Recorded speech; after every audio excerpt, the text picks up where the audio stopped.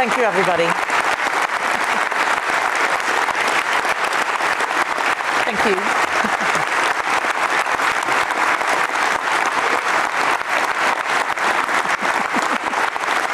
Thank you, conference. Thank you.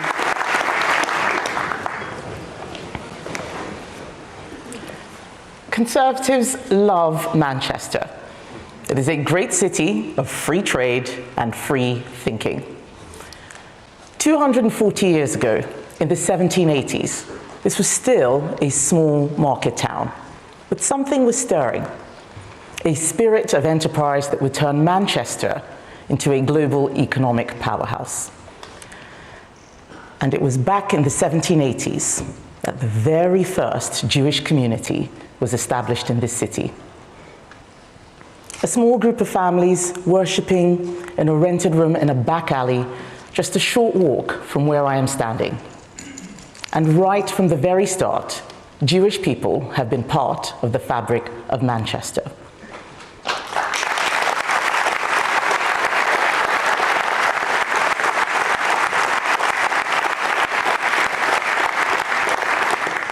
They've been adding their distinct, unique contribution to this fantastic city, while at the same time embracing Britain as their home.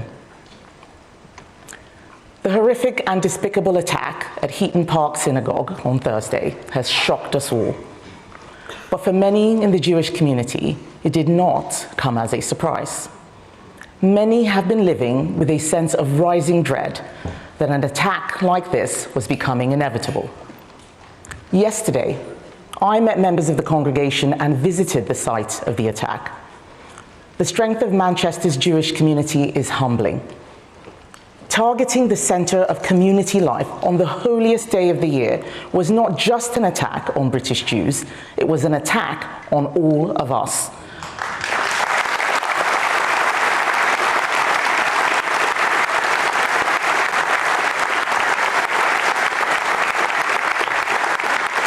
It was an attack on our humanity and our values of freedom, compassion, and respect. It was an attack on the idea that Britain is a safe place for Jews.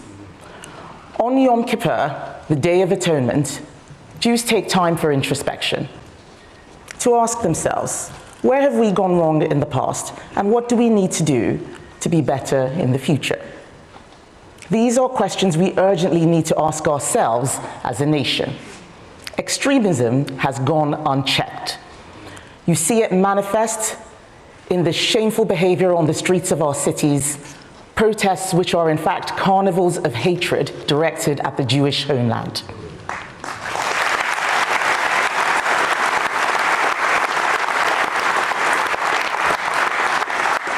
You hear it in the asinine slogans. You hear it in From the River to the Sea, as if the homes, the lives of millions of Jewish people should be erased. You hear it in Globalize the Intifada, which means nothing at all if it doesn't mean targeting Jewish people for violence.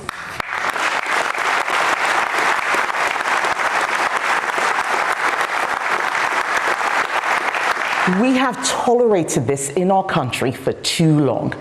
And we have tolerated the radical Islamist ideology that seeks to threaten not only Jews, but all of us, of all faiths and none, who want to live in peace. So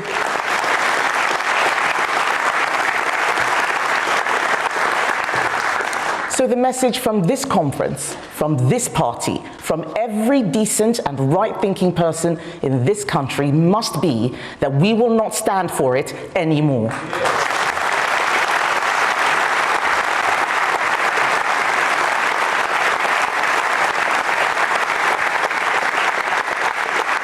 We cannot import and tolerate values hostile to our own. We must now draw a line and say that in Britain, you can think what you like, and within the bounds of the law, you can say what you like, but you have no right to turn our streets into the theaters of intimidation, and we will not let you do so anymore.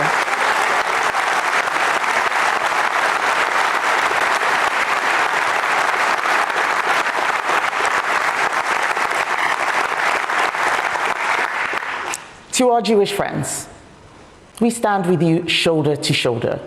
You are part of the fabric of Britain, and you always will be. We pray for the recovery of the victims still in hospital, and we mourn with you the loss of Adrian Dolby and Melvin Kravitz. May their memories be a blessing. But we must never let terrorism defeat our democratic process.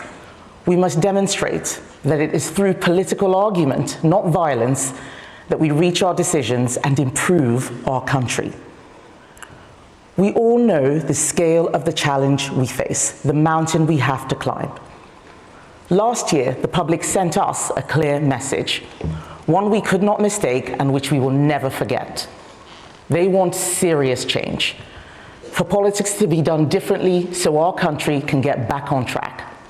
That's what I promised you when I stood for the leadership of our party, a reset, politics done differently, politics done properly, a Conservative Party under new leadership, ready to earn the trust of the British people again.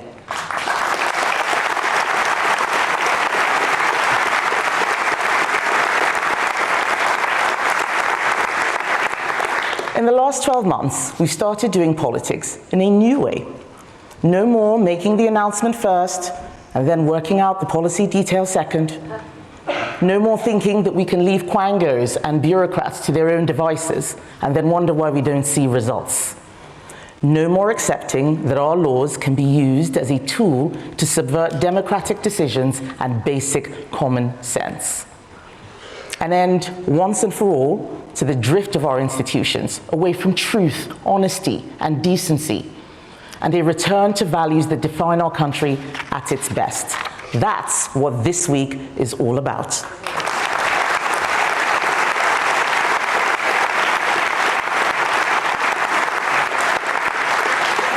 But I didn't say it would be easy, and I didn't say it would be quick. Nothing really worth doing is. Anyone who tells you that there are easy answers to the big questions our country faces is either lying to you or lying to themselves. We are taking a new approach, credible plans rooted in conservative values. Hard though the task is, we have plenty of reasons to be cheerful, because as one of my great predecessors, Margaret Thatcher, put it, the facts of life are conservative.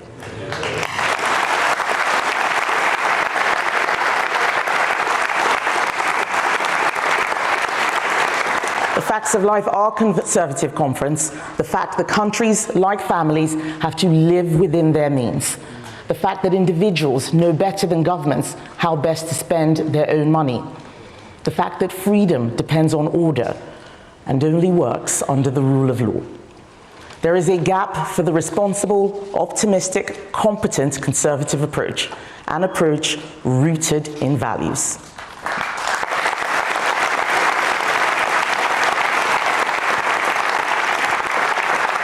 Values like personal responsibility.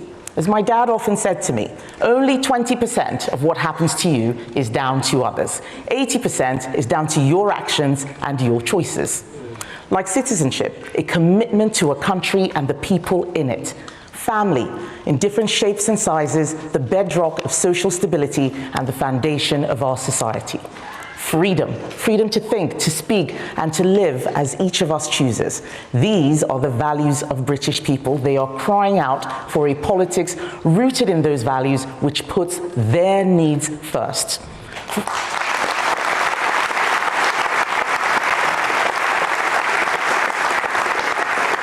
Conference, they are crying out for a stronger economy, where hard work is rewarded and everyone has a chance to get on.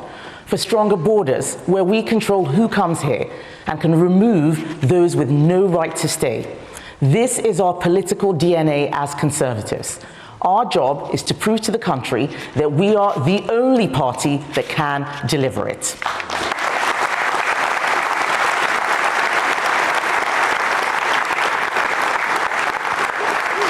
Conference, post-war, Conservatives spread prosperity and built millions of new homes, the bedrock of the property-owning democracy.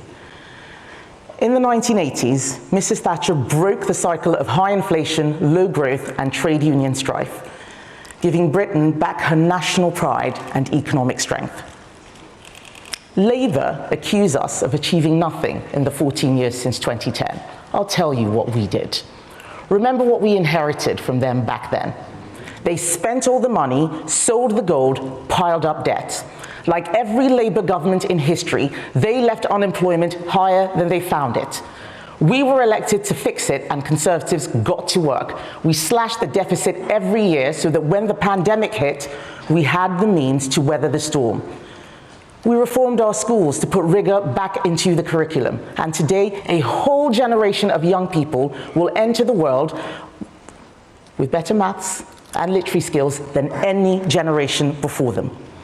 We reformed welfare. We got people into work. 4 million new jobs were created, over 1 million new businesses. We gave the British people a choice on our membership of the EU, and we implemented that decision.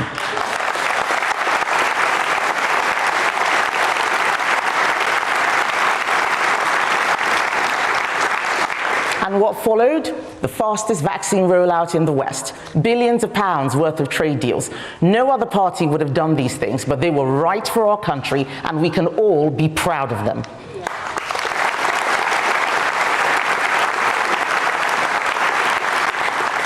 And conference, we mustn't forget that in each election, from 2010 to 2019, our vote share went up. That's unprecedented in modern history.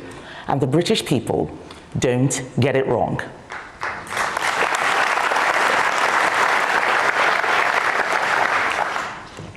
But if we take pride in what we got right, we also have to face up to what we got wrong. People won't listen to us again until we show them we have learned from our mistakes and changed. We've got to do this, and we have to do it properly. What have we learned? That you can't have a budget that has £150 billion of spending giveaways and billions more in tax cuts without saying where the money is coming from. We have to show that we have learned from the policy mistake of letting bureaucrats decide the immigration system. We failed to bring numbers down and stop the boats, let's be honest. That happened on our watch. Yes, we tried, but put simply, we didn't achieve enough. After years of responsible and effective government, our mistakes on the economy and on immigration lost us the trust and confidence of the public. So we start this week saying we have learned, and we will never repeat the financial irresponsibility of spending commitments without saying where the money is coming from.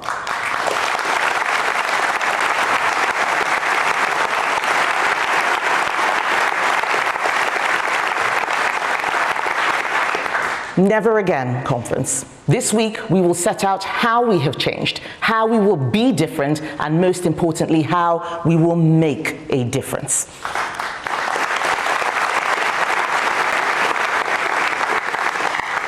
Economic responsibility is the hallmark of the Conservative approach, and today it is right back at the heart of everything we stand for. We may be in Manchester, but the theme of economic responsibility will run through this conference like the words in a stick of Blackpool rock.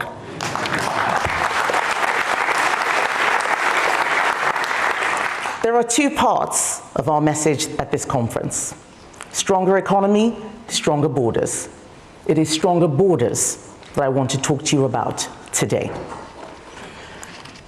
I was elected leader because I promised to renew this party and our policies, so we can win the next election and then rewire the state to make it work for people again. We are not interested in superficial fixes. Instead, we are taking a systemic approach, asking the difficult questions that others avoid. We have the courage to follow through with credible plans to answer them. It's the rigorous, practical, Conservative way. And on so many of those questions, the answers come back to the same thing. Why is it that every time we try to build anything in this country, we have to spend millions of pounds on paperwork and still get bogged down in litigation? Why are protesters allowed to block roads and disrupt lives time and time again? Why are our veterans relentlessly chased through the courts by activist lawyers? Why couldn't we deport those foreign nationals who raped girls in communities across the UK? Why do we still allow them to remain in the very same towns where their victims live? Why?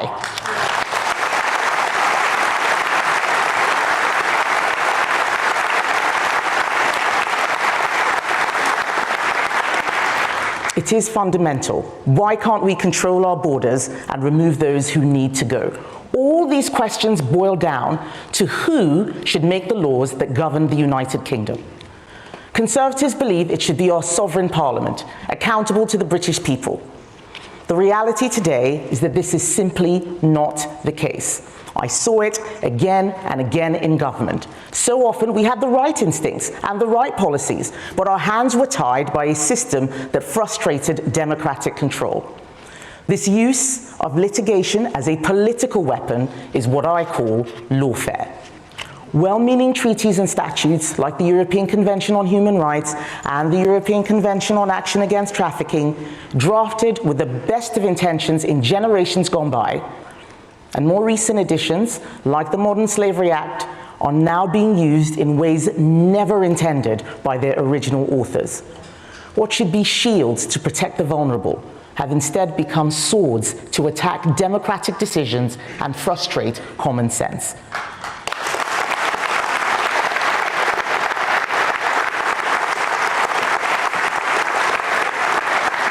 Conference, this isn't just damaging our security, it's also damaging our prosperity.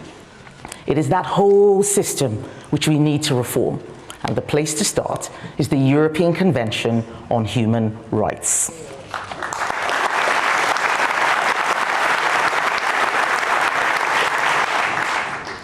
None of us had a problem with the rights in the original charter. It was drafted in 1950 by British lawyers, conservative lawyers, and it drew on British traditions. The problems stem from how it has been enforced and how its meaning has been twisted and changed. Today, it is used as a block on deportations, a weapon against veterans, and a barrier to sentencing and public order. Labour pretend it can be fixed. But when a group of 9 European countries, led by Italy, recently pushed for reforms at the court, the Labour government did not support them. They wouldn't even try. Our human rights lawyer Prime Minister and his good friend, the Attorney General, an Attorney General who likened those of us questioning ECHR membership to Nazis, will never fix this problem.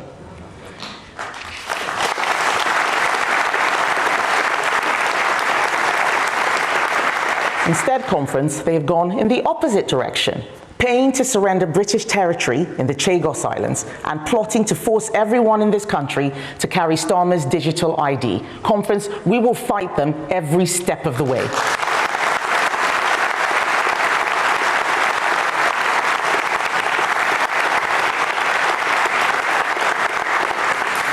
Reform just shout that we should leave the ECHR without any plan to do so or understanding any of the consequences.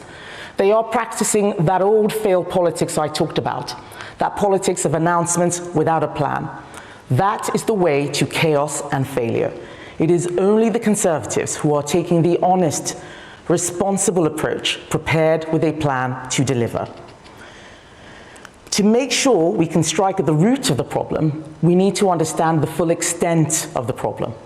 That's why I identified 5 essential policies that the government must be able to implement if we are to secure our border and restore order to our society.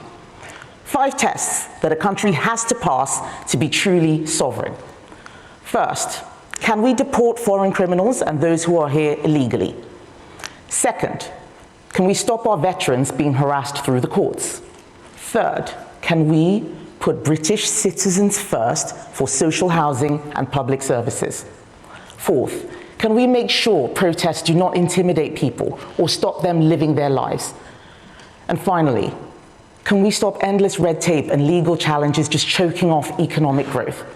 Any self-respecting sovereign nation should be able to answer all 5 of those questions with a clear yes.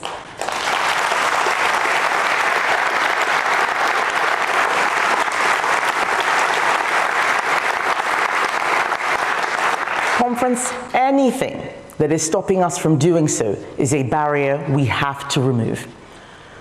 So I asked the Shadow Attorney General, the distinguished King's Counsel, Lord Wolfson, to lead an in-depth analysis. The question I posed was whether these 5 tests can be lawfully met as a signatory to the European Convention on Human Rights, bound by the court in Strasbourg. And I want to thank Lord Wolfson for his immense and detailed work. So forensic, so thorough.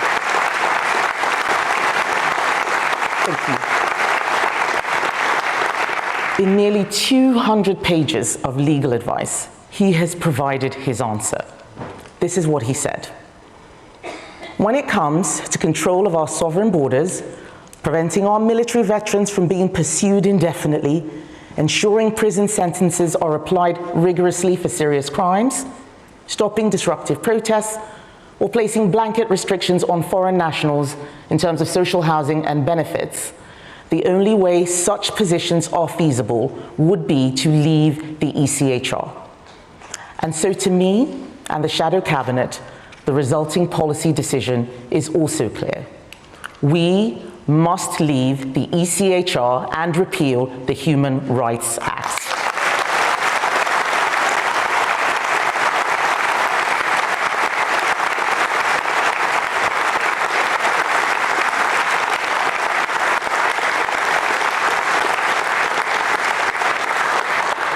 Conference, I want you to know that the next Conservative manifesto will contain our commitment to leave.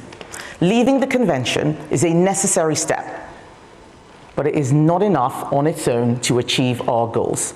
If there are other treaties and other laws we need to revise or revisit, then we will do so.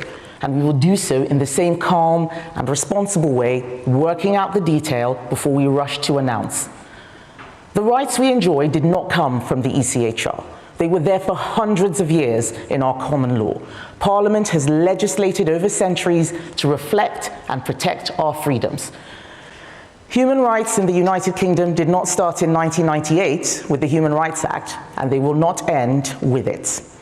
As we work through our detailed plan, we are clear that leaving the ECHR and repealing the Human Rights Act will not mean that we lose any of the rights we cherish.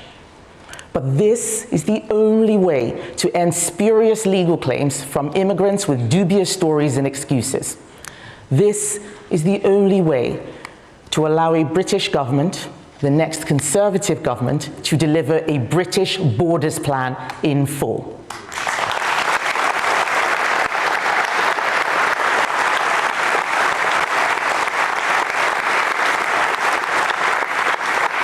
Conference, the Shadow Home Secretary, Chris Philp, has done a brilliant job pulling together this borders plan. The Conservatives are a strong team, and he will be saying more about this shortly, including our plans to remove 150,000 illegal migrants a year.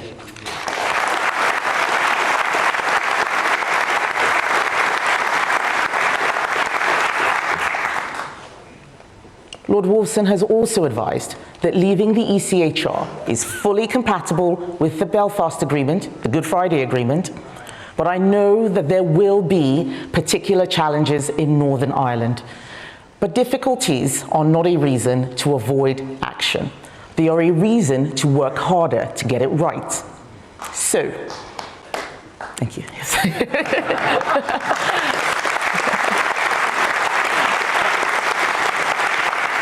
So, to ensure that this is an orderly and respectful process across the whole United Kingdom, I am asking Shadow Northern Ireland Secretary Alex Burghardt to lead a review into union-wide implementation. So at the next election, we will present the people of the United Kingdom with a clear, thorough, and robust plan.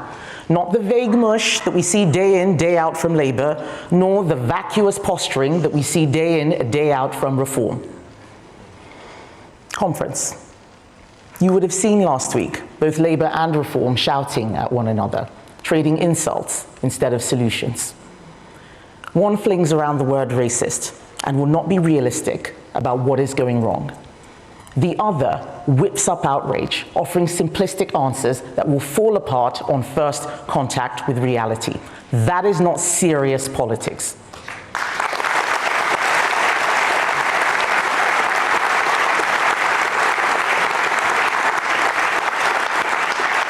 Conference, neither of those parties offers the leadership that Britain deserves. The truth is that Labour and Reform are two sides of the same coin. Both deal in grievance, both divide our country into tribes and labels, both practice identity politics which will destroy our country. And I am saying no, no to division and no to identity politics.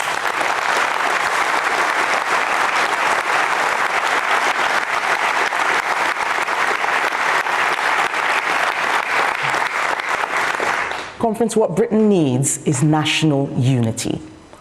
I am black, I am a woman, I am a conservative, and I know that identity politics is a trap.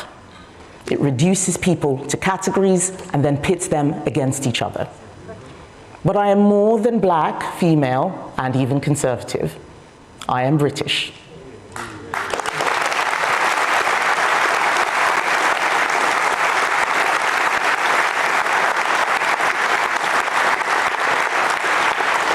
Conference, I am British, as we all are. My children are British, and I will not allow anyone on the left to tell them that they belong in a different category, or anyone on the right to tell them that they do not belong in their own country.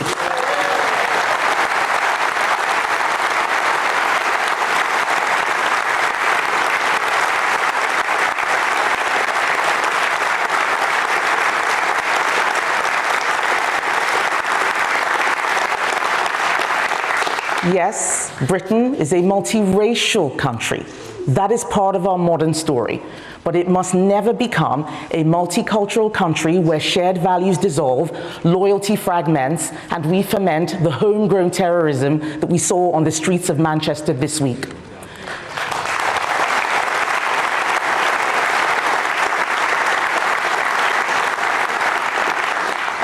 Nations cannot survive on diversity alone. We need a strong common culture rooted in our history, our language, our institutions, and our belief in liberty under the law. That is what holds us together, and that is why borders matter, why numbers matter, but most of all, why culture matters. Who comes here, why they come, and how they contribute. That is how we protect the inheritance that generations before us fought for and died for.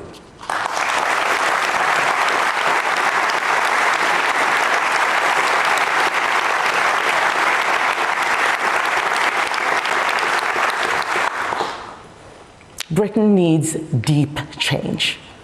But I reject the politics that everything must go, that everything must be torn down, that everything is broken. But if we leave it to Labour or Reform, Britain will be divided. Only the Conservatives can bring this country back together. This is a battle we must win. By combining secure borders with a shared culture, strong values, and the confidence of a great nation, we can win the debate and win the next election.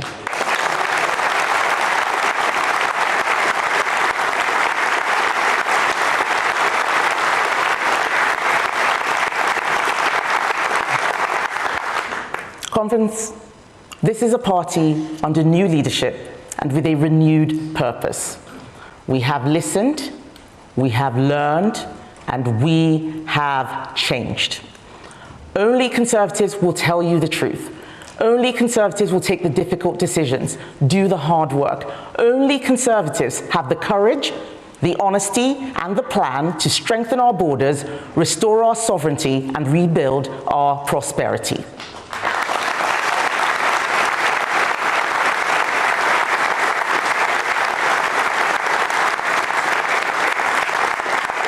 So I say to you all, as we start our conference, yes, we have a mountain to climb, but we have a song in our hearts, and we are up for the fight.